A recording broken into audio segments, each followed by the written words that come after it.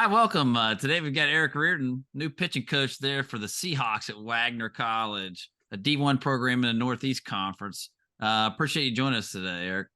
Yeah, Marty, it's my pleasure. Thank you for having me on. Yeah, so tell us a little bit about the program there at Wagner.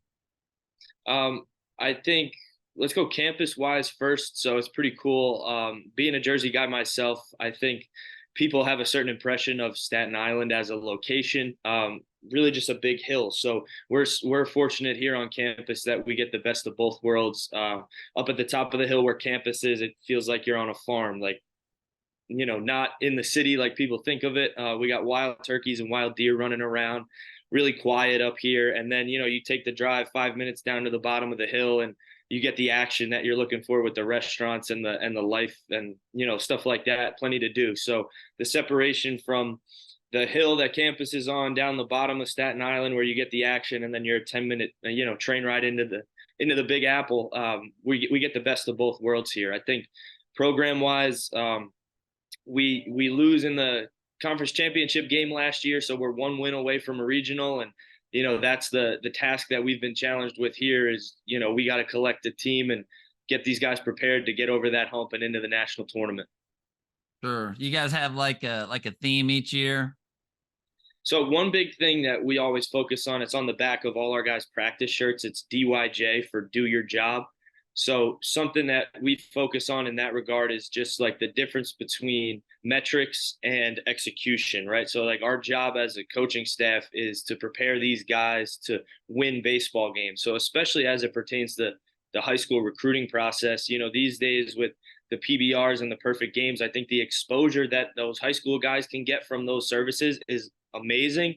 It certainly makes our life easier as coaches in a regard where we can just throw your name in Google and all of your stuff is on those platforms. But when you get out of that self-centric atmosphere and environment as you're going through the recruiting process into now we're on a team and our purpose has to be, let's take those metrics and figure out how to execute on them and develop wins out of them instead of just throwing the ball really hard or hitting the ball really far.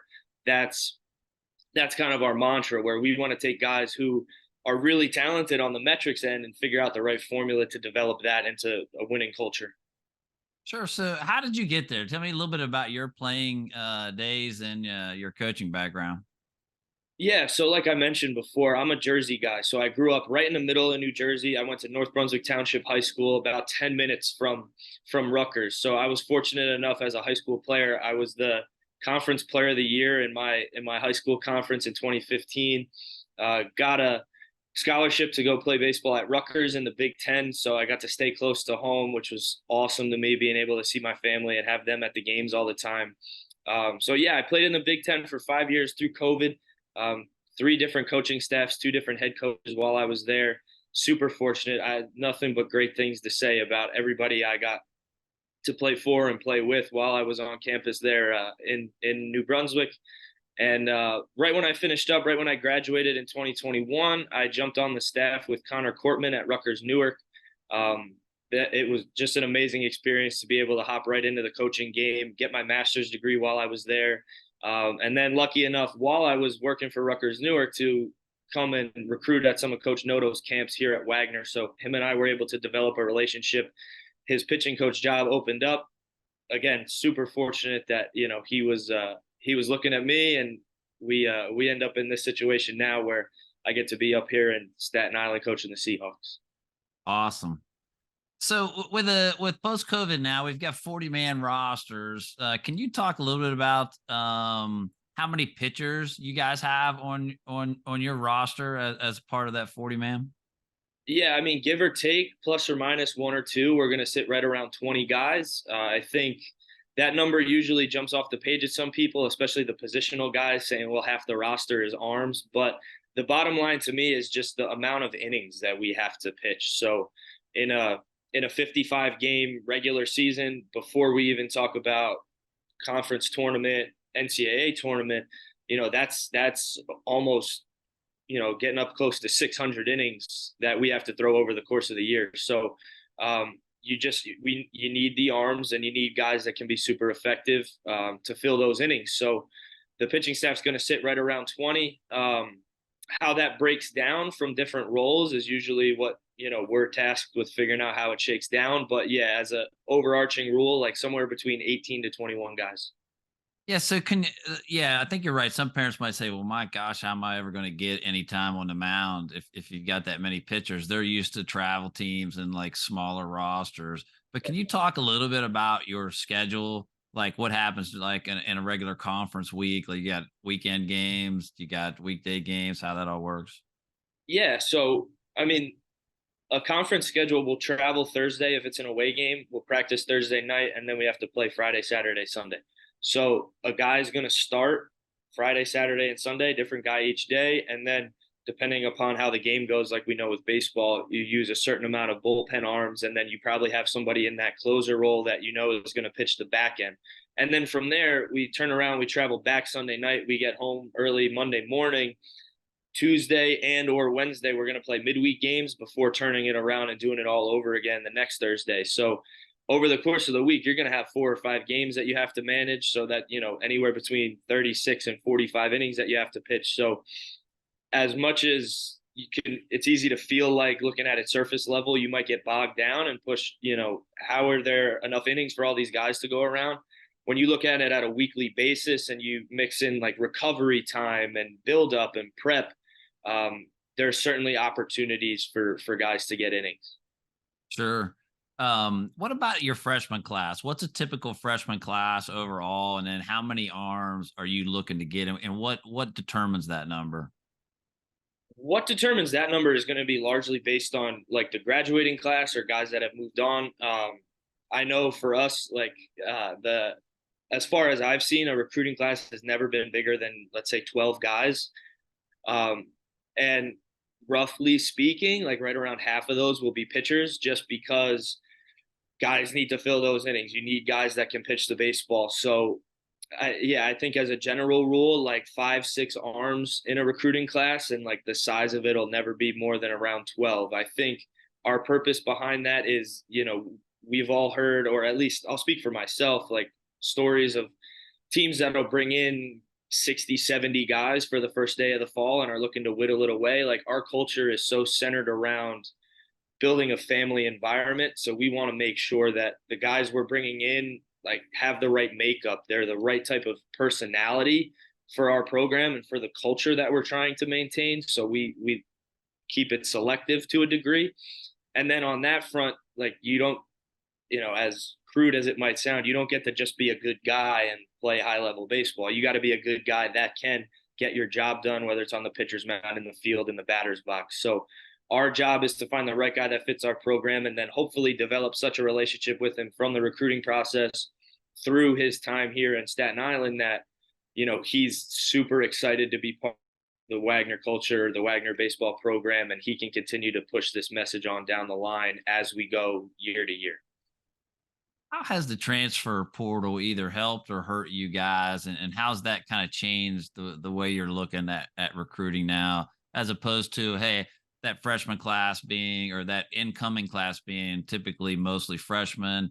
Now it seems like, hey, we've got a lot of transfer guys, a lot of JUCO guys. How's that transfer portal impacted you guys? Yeah, so I think my answer to that question is going to be very similar to what I just spoke about in the previous question, in that being a smaller conference school, the concern that a lot of teams that, our stature talk about these days is guys that perform really well wanting to leave and go on to greener pastures or whatever, bigger programs, however they might view it. Our thing is just so centered around giving the guys such a good experience that if they're super successful, they want to stay as part of our program. Now, that's not to say with the NIL portion of the reality of the world we live in these days, like if a team's gonna pay you $250,000 to go play for their program, our intention is not to take money out of your pocket. But that's getting a little abstract. I think the answer is the transfer portal is super valuable. It can also be super detrimental if you don't understand how to balance it. So our perspective really is, if we're recruiting a class of 12 guys, we're going to recruit the 12 guys we think are the best fit for our program. So the breakdown of who we pull out of the portal and who we recruit from high school is not a set number. I think there's a lot of value in guys that already have college experience and are going maybe D1 to D1, D3 to D1, JUCO transfer guys, but I also think there's plenty of talented guys in high school too. So if you're in that 12 best guys that fit our culture the right way and we think you can succeed in our program, it doesn't matter if those 12 guys pull from high school or it's 12 guys out of the portal or some number in between that spectrum. It's just a matter of, can we find the right fit for those guys for our program?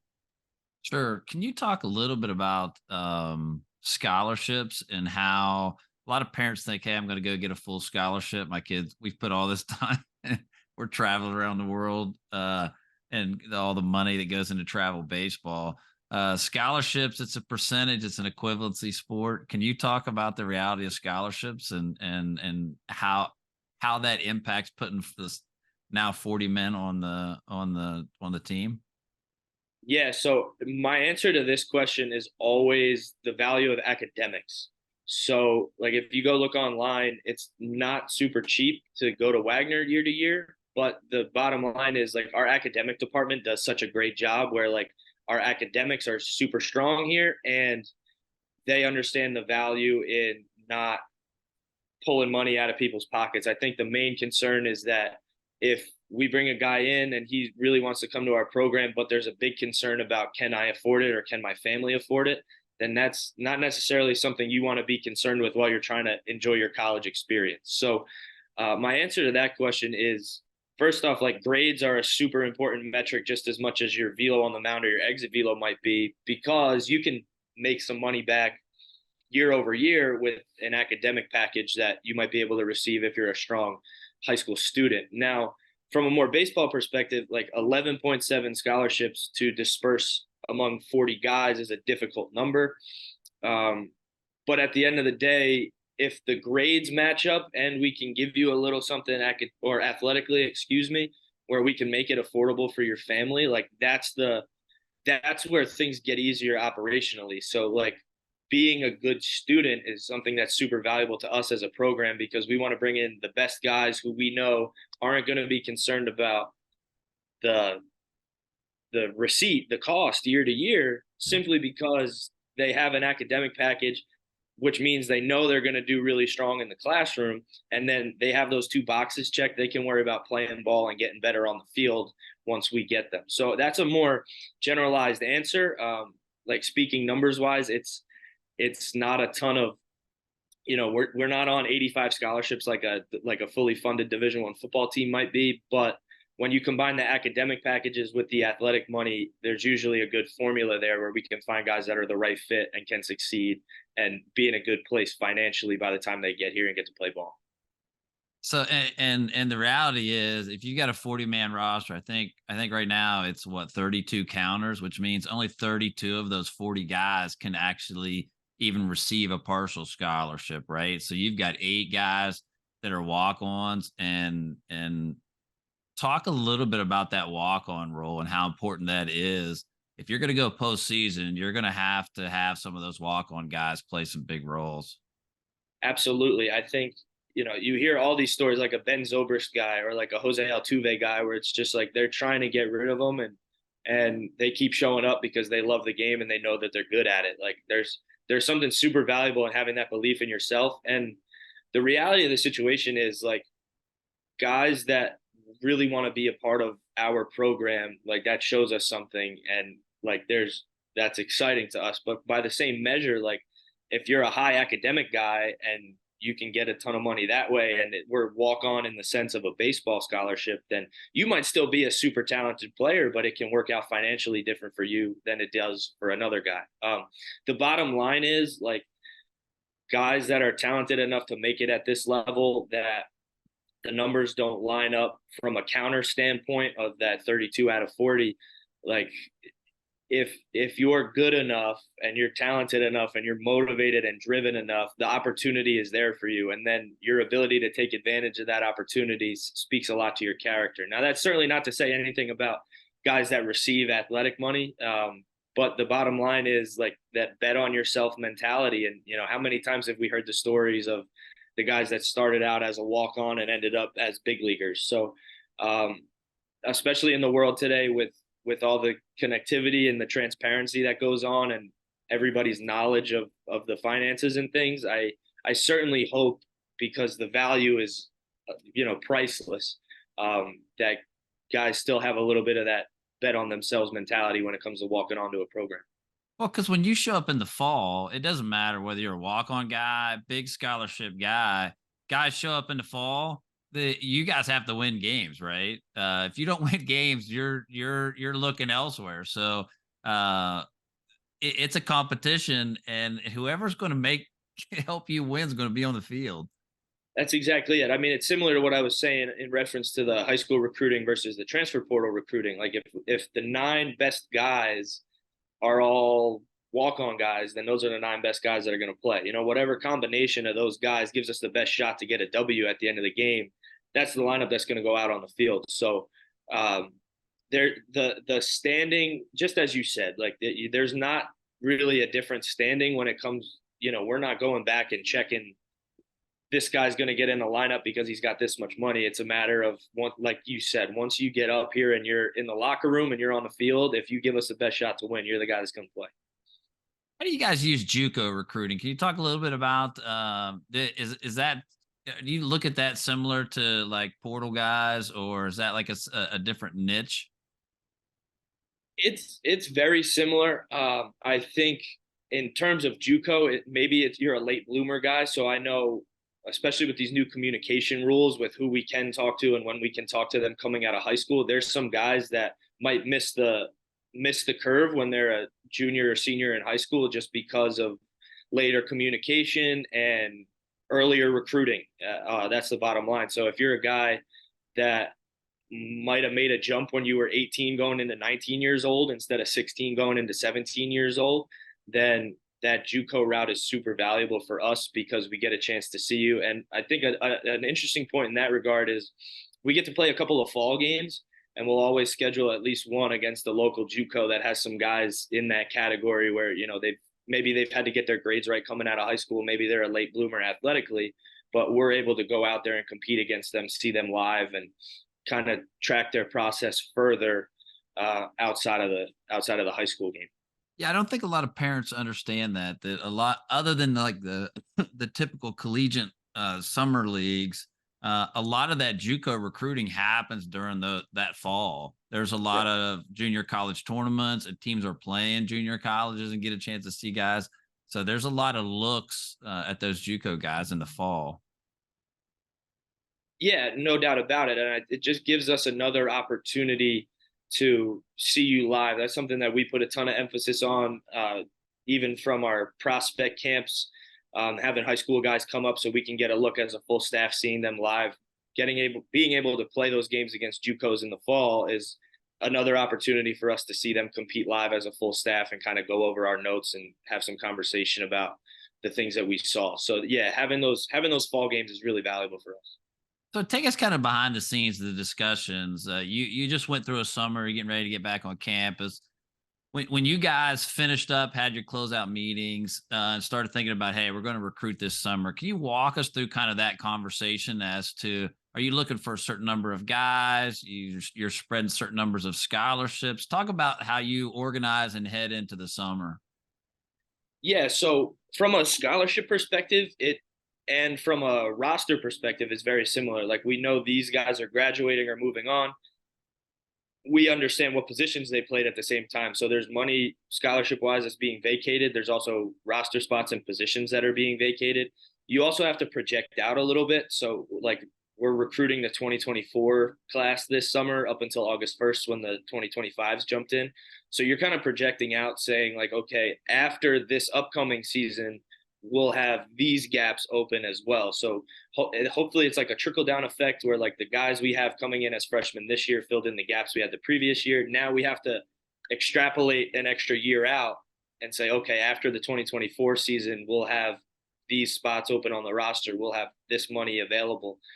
That's something that coaches always told me when I was going through the recruiting process, was take a look at the roster of these schools you might be interested in and see like which guys are going to be seniors the year you're a senior in high school. And you can kind of line up. Like, I played first base and I pitched in high school. So that was always, what I would look at. I'd go on and say, okay, they're I'm a junior in high school now. Their first baseman and their 2 weekend starters are juniors in college right now, which means they're going to have a need at that position once I get up there on campus. So that's really how it is for us.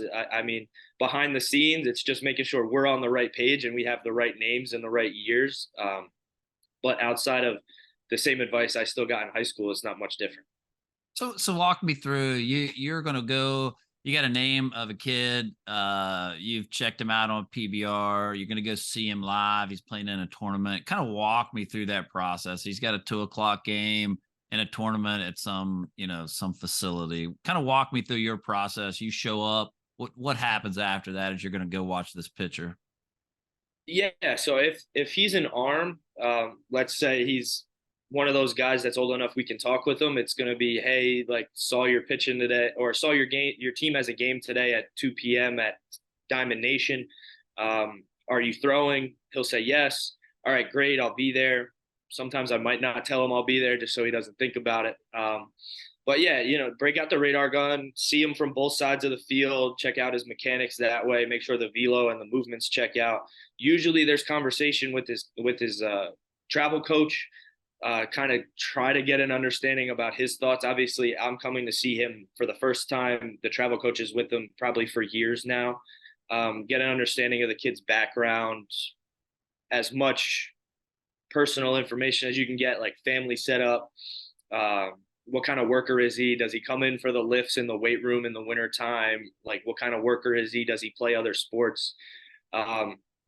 I'll bring what I saw back to the rest of our coaching staff, and Coach Noto here will go over the notes. And then from there, our process is really invite them to camp so that our whole staff can see them. The reality of the situation is I'll go out on the road and see a bunch of guys at certain events, and our other assistants that get to recruit are out on the road at other events. And we try to have that convergence at our prospect camp. So for us, process wise, it's go identify and get, a understanding of the makeup and the background of a kid at a game, maybe follow up with him a couple more times throughout the summer, try to get him to our camp so that way he can see our campus, see our facilities, get to play on our field at our home stadium. That way at camp, the whole staff gets a chance to see him. Plus, if that kid's making the effort to come to camp, we know he has some interest in us, which is huge too. And then from there, we start getting serious about pushing things forward from a offer, roster spot, athletic scholarship type of deal.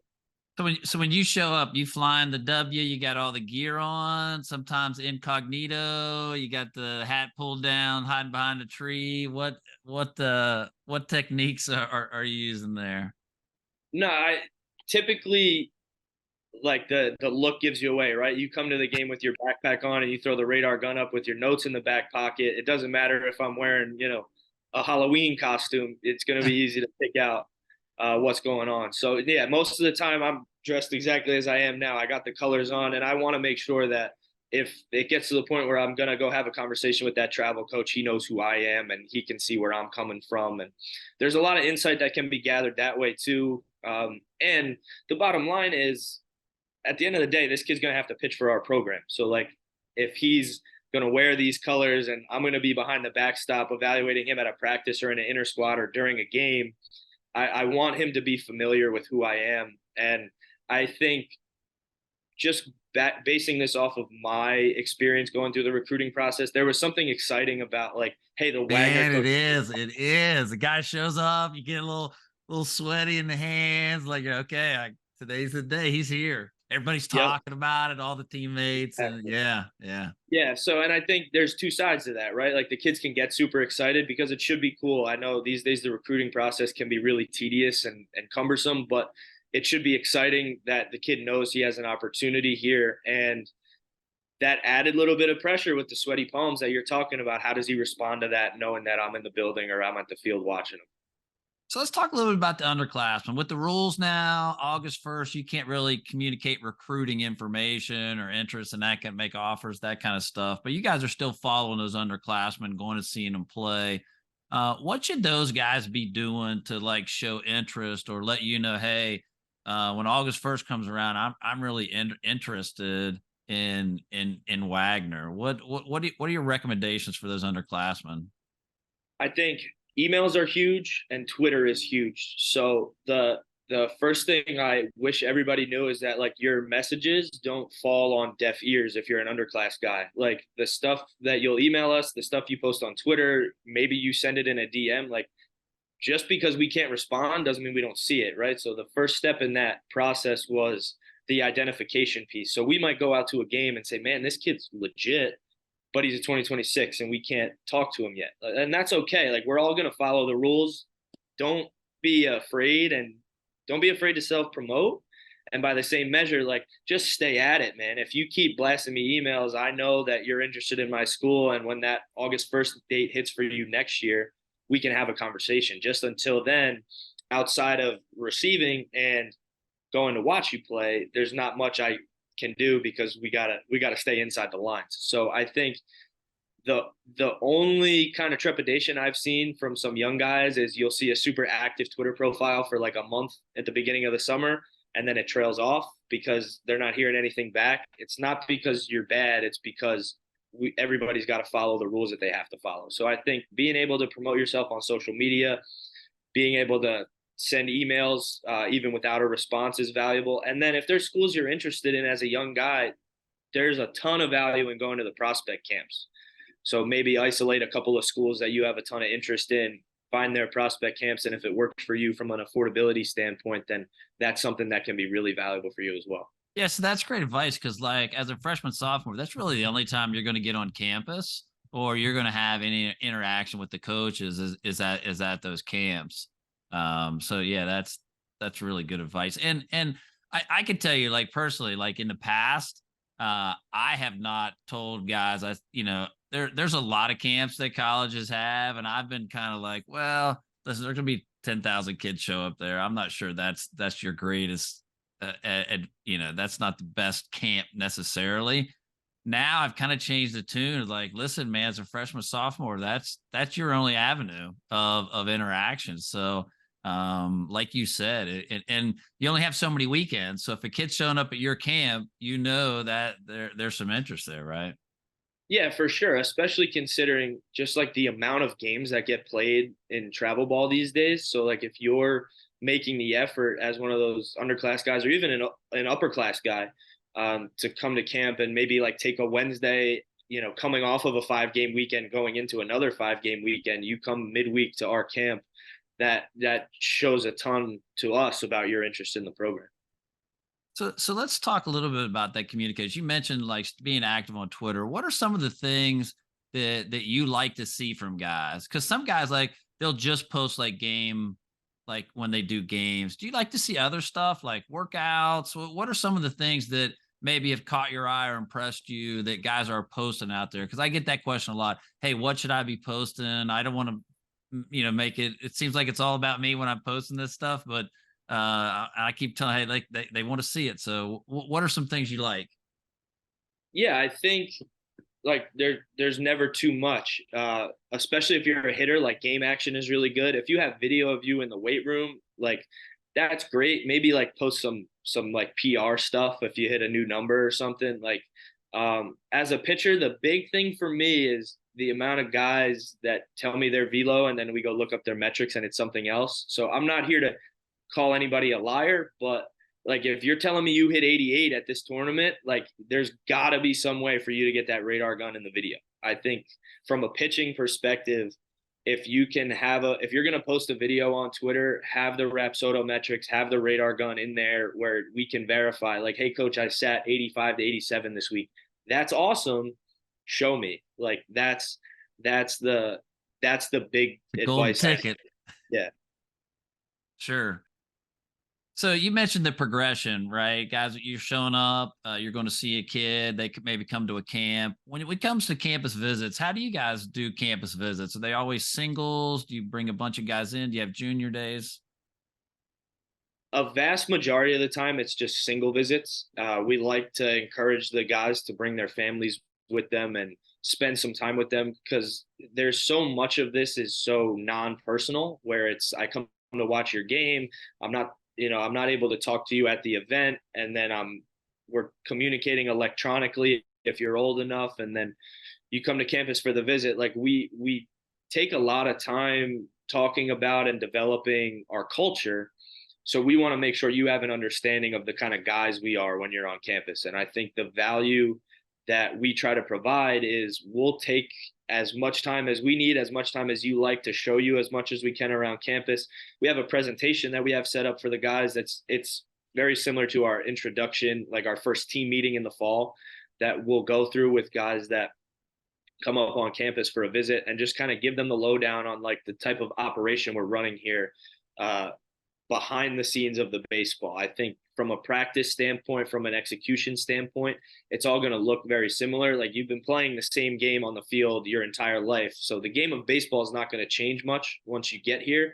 It's going to be a lot of information about the type of culture we have, what you're going to eat, what's your meal plan going to be, where you're going to live, how you're going to get around, like that more day-to-day stuff. And then making sure you and your family have an understanding of the type of people we are. That's kind of our focus when we get guys up here for visits.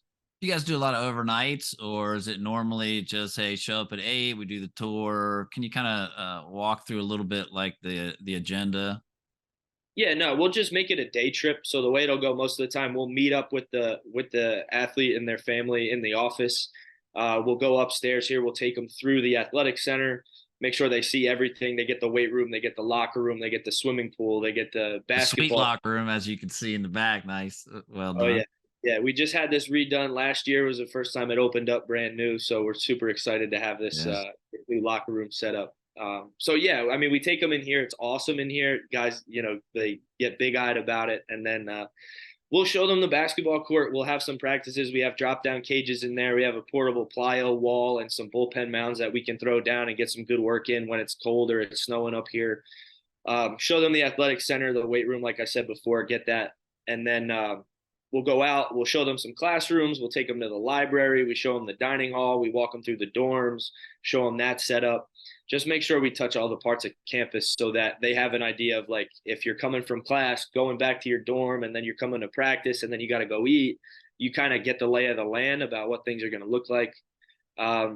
We'll bring them back into the locker room. We got a huge TV over there on the wall. We'll set up that presentation and kind of run them through the stuff that we're about. After walking around outside in the summer heat all day, we get back in the AC and kind of get to have some conversation a little more one-on-one, a little more personally than you can while you're walking around giving the informational tour. So talk about that. So you get to the end, and normally that's when we're sitting down with the coach. That's when you normally get like that real talk, right? Hey, this is where we see you guys at. Sometimes it's an offer, maybe sometimes it's, hey, we see you as one of our final guys. And talk about that conversation, because that I have found in the past that's really where the rubber meets the road in that conversation. You get a real, you're sending tweets back and forth or DMs and some emails, but that's really where I think a lot of honesty like shows up in that process. Yeah, so the best advice I can give is understand as a recruit, no matter what level you're coming from, like, I hope that we can understand that, like, the definition and the separation between the recruiting process and the decision making. I think there's a number of guys who spend so much time in the recruiting process that it's like, I want this offer and that offer and the other offer. And at the end of the day, the recruiting process has to end at some point if you want to be a college baseball player. So my best advice would be, like, find yourself in a position where you're ready to make a decision. Find yourself in a position where you can have that conversation with your parents privately, maybe on the way home or overnight, or sleep on it. And the bottom line is, like, if we want you as part of our program, the objective is not to put pressure on you, but we have to, if we're offering you a scholarship, we're not going to go offer that same scholarship to the next guy if we're still waiting on your answer. So if you want to be a part of our program, that's great. We have you up for the visit. You should be in a position where it can be like, okay, yes or no. And I think a lot of especially the younger guys in high school, are afraid to say no. If you come for the visit and you say, listen, it's not the right fit for me, there can be all the respect in the world for that. You got to spend a ton of time on campus with this staff at this place for 4 years. But it's difficult when we get to that late stage in the game to give you the freedom to kind of sit on that for a long period of time and say, hey, we're strapped in with such and such a dollar amount in the recruiting process because we haven't heard back from this guy yet. Yeah, and that's the dance, right? So one of the things that I really recommend for players is to communicate with the coaches up front. Hey, what's my timeline? So like you guys have your recruiting timeline, right? You like to we like to have offers out, we like to have commitments lined up so we can sign guys and then get NLI signed, right? So you guys have a time frame. For the players, they should also be thinking about, hey, am I ready to sign now? Do I want to wait? I'm going to wait till the end of the summer, coach. That's when I'm going to make several visits. I'm going to wait till the end of the summer, and that's when I'm going. If guys are talking to you and communicating to you, I think that looks like, hey, I'm an adult. I know what my time frame is. Does that seem reasonable on your end? If they're talking about, hey, this is my schedule of when I think I want to do this. 100%. And I think from our perspective, like we want to give offers to guys that want to be here. So like I've had a conversation before, I've had plenty of conversations before where it's like I'll be on the phone with the kid and say, "Hey, we like you. What's your timeline looking like? When are you looking to make a decision?" And then as you said, I'm, right before school starts, that's when I'm looking to make my decision. I don't want to be in a hurry, but I want to start the school year knowing where I'm going. That sounds great. Our process moves a little bit quicker. It's July 4th. I'm not looking to push you on anything, but hey, if stuff starts to speed up for you, make sure you let me know and keep me in the loop so that way we can push things along for you if those dates change. So I Yeah, think that open line of communication is really where things become valuable. yeah, 100%. Because like if a kid's thinking, hey, if they're just trying to stack up offers, like you were saying, I tell parents all the time, they come back in, hey man, this coach got an offer from wherever. And I said, well, what's the time frame? And they're like, well, what do you mean? I'm like, well, those guys they got money tied up. They're trying to make a decision. They may not have told you, but there's a time limit on that offer. So you need to ask them, hey, do I have a couple weeks? If you're late in the process, do I have a month? Do I have the summer? So where it gets lost, I think, like you mentioned, is in the communication. You don't say it, right? So ask the questions and make sure that from the coach, hey, when are you expecting me to decide? Right. And I think that works both ways. Like from a morality standpoint, like we don't want to give a kid an offer and then wait on them and then offer it to somebody else. And then the kid comes back a month later and says, "Hey, I'm in." And now we're really in a bind. So from a morality standpoint, like it's not about pushing you and rushing you towards a decision. It's just a matter of making sure we have our ducks in a row financially, roster spot wise, whatever the criteria might be. And then if you're that kid that might need a little more time, like if you want to be a part of our program and we like you as a recruit, like we want to make sure that stuff lines up too. So like us getting on the same page is usually just a matter of asking the right questions and being clear with each other. And I think there's a lot of trepidation about saying no or putting pressure on a guy in either direction. And I like that hurdle can be overcome super easily with just some questions being asked and some clear communication. Because you guys have that conversation a lot more than that player is going to have it.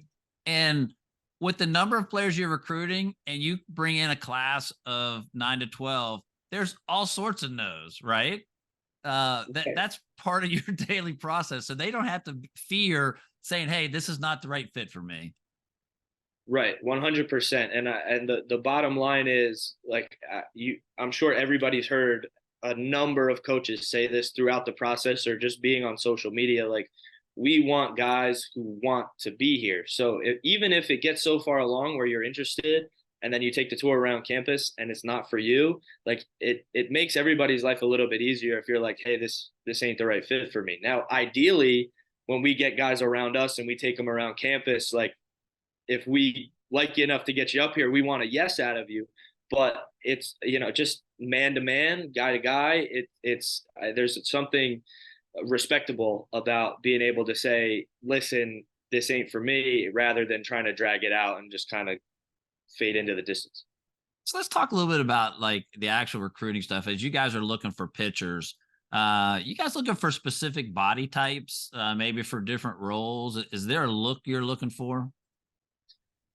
Not necessarily. It comes down a lot more to ability.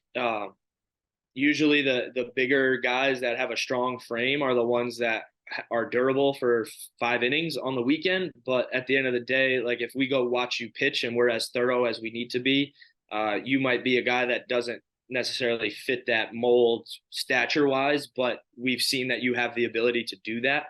I think in that regard, it's a lot less about body type and a lot more about pitchability. Like one of the things we focus on is maintaining velo. So like if you're a guy that's starting for your high school program and you go out there at the travel game every weekend and you throw 5 innings and you're 88 in the first and you're 87 in the fifth, you're a guy that we know has that in him. If you're a guy that comes out and you're a fireballer and you're low 90s for 1 inning and then the second inning there's a drop off, you might be a bullpen guy, or even just pitch repertoire. So if you're a 3 or 4 pitch in the zone guy, maybe you project as a starter. If you're a 2 pitch in the zone guy, maybe you project as a bullpen guy or a late reliever. But yeah, stature wise, I mean, baseball's great in that you can look a lot of different ways and be super successful, but our focus is more on pitchability, repertoire, that kind of thing. What about velo?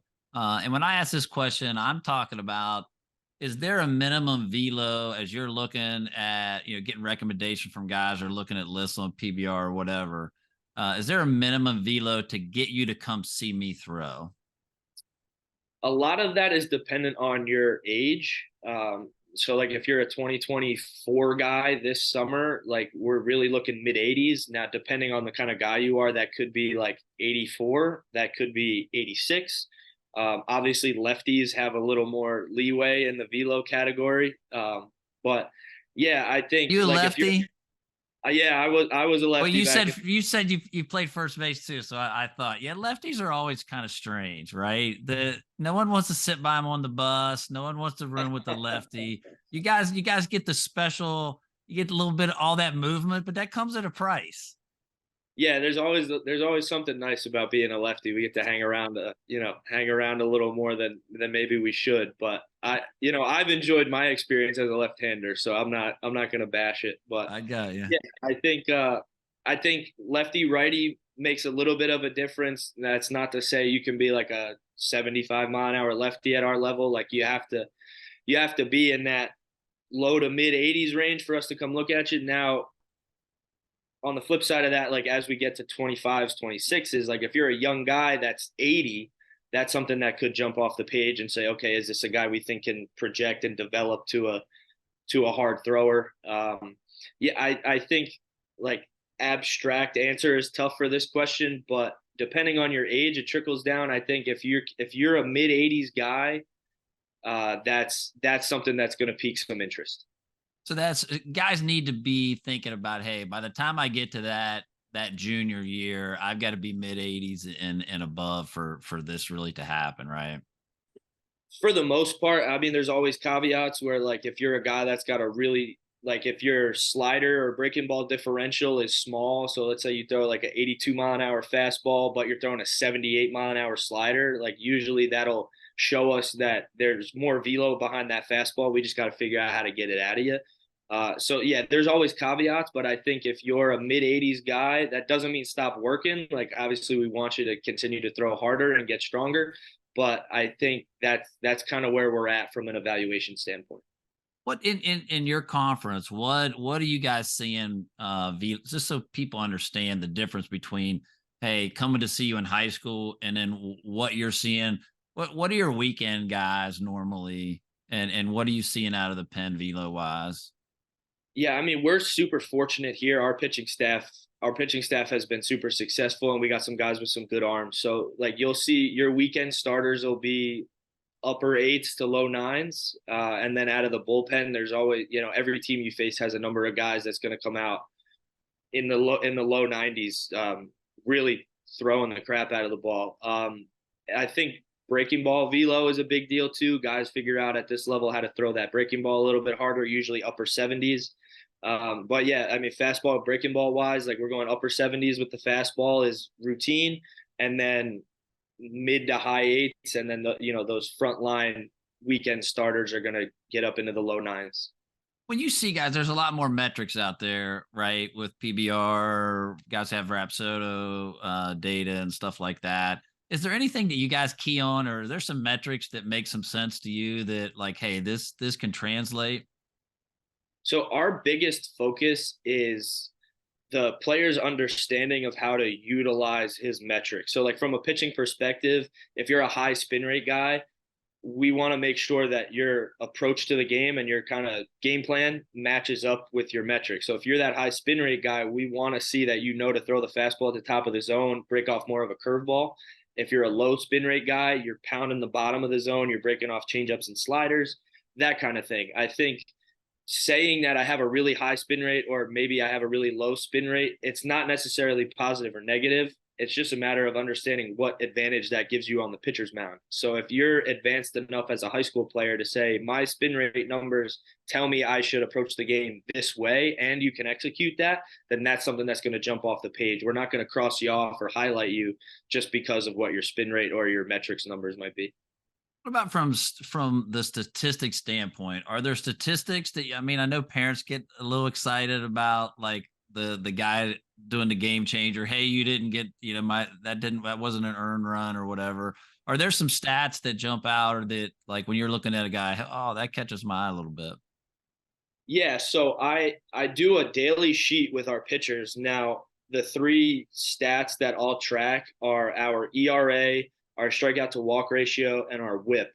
So ERA, like whether or not there's a discrepancy if that was an earned run or not, the bottom line is, like, if we're not allowing runs, it's going to be super difficult to beat us. So I think overarchingly, like my high school basketball coach used to say, old sayings are old because they're true. So like the ERA stat has been around so long, I just am under the impression there has to be some value to it. So that stat's always up there. The objective that I always put on our guys is, like, our hunt is going to be to cut that in half from the previous year. Obviously that's lofty in any setting under any circumstances, but like lofty goals motivate you. So our objective is going to be to cut that in half. I think if we're looking for a baseline, like a run every third inning. So like if you're a 3 ERA or below guy, I think that's something to strive for. Strikeout to walk is similar in that we want 3 times as many strikeouts as we have walks. If you're a guy that's sending out video and I haven't been able to see you pitch in a game, it's usually difficult for me to decipher your command. So if you can say, hey, I struck out 45 guys this summer and I only walked 15, that's a good number. And then WHIP, we're just looking at, like, how easy are you making your job? Like how many walks, hits divided by innings pitched. Like if you're going out there and you're throwing a ton of clean innings and nobody's getting on base, there's probably success for you going forward as a pitcher. And if your WHIP is high, like sneaky, you might be able to, like, WHIP is high, but ERA is low. Maybe you're a guy that can battle out of some tough situations. But I think if we can create relaxed pitches and low leverage pitches for ourselves, then we're going to be more successful as a rule. So I'm going to ask this next question. I'm going to divide it into underclassmen and upperclassmen guys. So there's, and this debate's timely coming into the fall. For underclassmen guys, do you recommend guys play deep into the fall and pitch, or do you recommend guys hit the weight room, and how should they be making that decision? I think it's on a really individual basis. Bottom line, like, weight room has to be a priority. Like, we need to continue to get bigger, faster, stronger. I am also a huge proponent of playing as much as you can. I know even with my guys, like, our big theme is like the Max Scherzer method. Like, pitchers that are the best throw the most. You get more familiar with your body. You get more familiar with how the ball feels in your hand. The big crux of that for us is like load management. Like, that doesn't mean we're going out and long tossing 300 feet or pitching 5 live innings every day. It means we understand, like, the guys in the big leagues are on a 5-day progression, and every 5th day that starter's throwing 100 pitches. So like there's a formula there that you can cater to yourself to find how to pitch late into the fall. Then again, like, maybe you're a guy that threw a ton of innings for your high school in the spring. You pitched every weekend in the summertime. That doesn't mean you should shut it down for the fall. It means maybe we worry about that load management. So I think if you're in a travel organization or a high school organization where you have good people around you and the coaches and the trainers and the strength coaches that you work with are pushing you in the right direction, like there's a method there where you can figure out how to play as many games, how to pitch as much as you can and stay healthy, and then continue to get bigger, faster, and stronger in the weight room all at the same time. Do you have a ballpark for? I know guys like in the past, guys would completely shut down, not throw it off for a while. Now, my understanding from most guys are looking for like that 4 to 6 week window where they're not pitching competitively to kind of a deload period. Do you have a ballpark deload time frame that you think's valuable for high school guys? Not necessarily. I know for myself, like individually, I can tell my story. Like when we'd get to like November 1st, I played basketball in high school. So like I would put my glove down and I would go play hoops until February. And then I'd pick the stuff back up again. I think if you're staying athletic and, you continue to do your work in the weight room, then we can be on a really good cadence to pick it back up in the springtime. There's also a ton of great throwing programs out there. I know I'll give my guys an off-season throwing program that they'll stick to. And again, I think the bottom line for a pitcher is it always comes down to the load management and what you're comfortable with. Like if you're worn out, there's not a problem with shutting down if that's what you need at that point. If you feel good, I think you should keep throwing. If you're a guy that needs to build up, I think that typical shutdown period can be super valuable build up time. So I think to tie the bow on how this connects to everything else is like, if you have really good communication with the people that are in your corner and you can say, hey, this is how I feel at this point in my progression. Where should I go next? Can you give me some guidance? You can find a formula that fits you specifically, and we can continue to get better through that off season. You mentioned development. You got a guy that comes in with a bag full of plyo balls, and another guy's got a connection ball from Texas Baseball Ranch, and then you've got someone with a core velocity belt. How do you merge all those when those guys show up in your program? The first question I always ask is why. So like a guy sets up his Velo Pro or his core Velo belt, his connection ball, he's tossing plyos. I'll just go up and be like, what's your focus? What's your purpose? If the guy has an explanation for me, cool. Like it doesn't, outside of a few very minor things, there's really not a wrong answer. Because pitching is so individualized. The only thing I'd recommend from there, so long as that guy has a good answer to it and he's doing it for a purpose, not just saying, coach, I want to throw 100. Like we have to understand how the tool is going to help us get there. But in that regard, I think the more tools in the toolbox we have, the better. So the next thing I always promote is like, okay, you're the guy with the connection ball. You're the guy with the plyos. You're the guy with the core velo. You guys got to go talk to each other because maybe you see something as the core velo guy that this guy doing the plyos hasn't ever heard before, and that could help him. And then maybe, vice versa on down the line where each guy has a little bit different mentality about their purpose and their focus at practice. If we can get all three of them with each other's ideas, I think that's how we grow as a pitching staff instead of pigeonholing yourself as a core velo, a connection ball, a plyo guy. So on being recruited yourself and then now on the other side as a coach, do you have any interesting recruiting stories that you can share publicly? So the one that stood out to me from this summer, I had gotten a DM from a kid that I had never spoken to before. And he said, coach, I have some interest in your school. I'd love to jump on a phone call. So we set it up. He had pitched that day. I called him after the game. How'd it go? Can I give you some information about our school? And he goes, well, did you come to the game? And I was like, no, I wasn't able to make it out, but thank you for sharing that video with me before our phone call.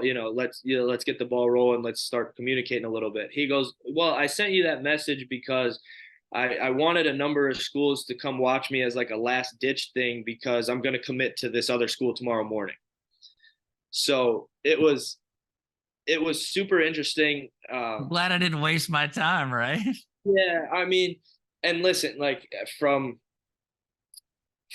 a certain perspective, I can understand where the kid was coming from, but also the community of coaches that recruit talent, throughout the summertime is small and is super connected. So like there, I would never do this personally, but I can see a guy who maybe had been on that kid throughout the summer calling up the school he committed to and saying, "Hey, I want to let you know, like he sent feelers out to a bunch of guys 12 hours before he called you and committed." So I think there's I'm sure the kid will be super successful, and I think he had all the right intentions in mind, but it was definitely interesting to see the comparison Well, and idea. I don't know that parents and players understand that. The coaching network, you guys are working camps together, you're coaching summer league teams together, you're competing against guys with former head coaches, no other guy.